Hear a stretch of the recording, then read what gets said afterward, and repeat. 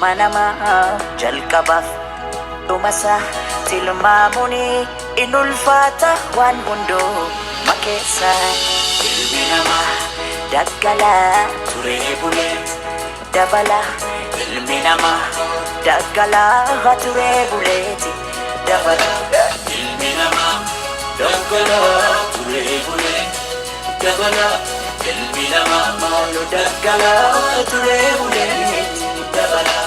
Ilmi namaa daggalaa turee buleeti dabala. Ilmi namaa maaloo daggalaa turee buleeti dabala. Silaan akkuma keenyaatti dhala namaati isaanii har'aaf carraan gante haadhaaf abbaa dhabaniis haadhaaf abbaa dhabuun isaanii qoda rabbiiti.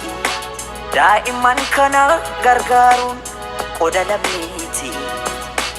Ilmi namaa daggalaa turee bulee dabala.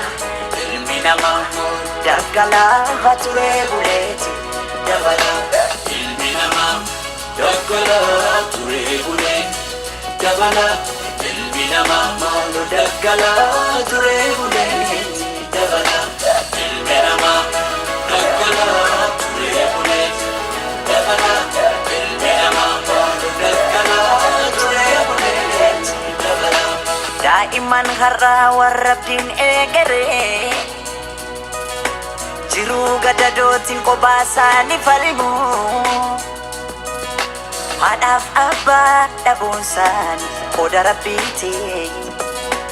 Daa'imman kana gargaaruun qoda lammiiti.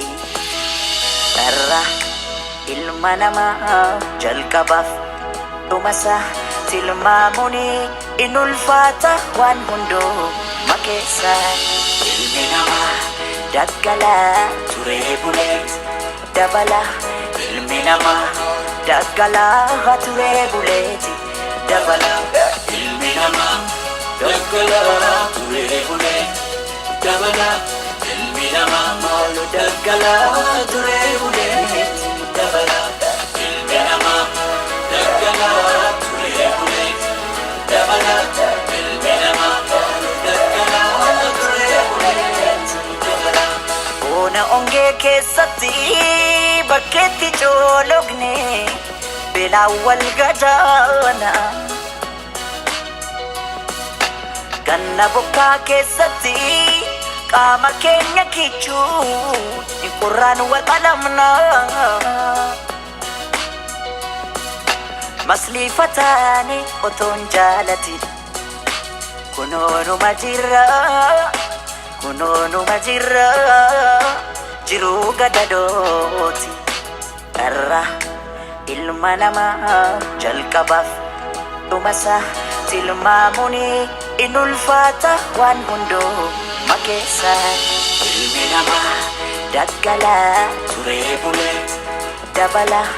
Ilmi namaa daggalaa turee buleeti dabala. Ilmi namaa daggalaa turee bulee dabala. Ilmi namaa maaloo daggalaa turee bulee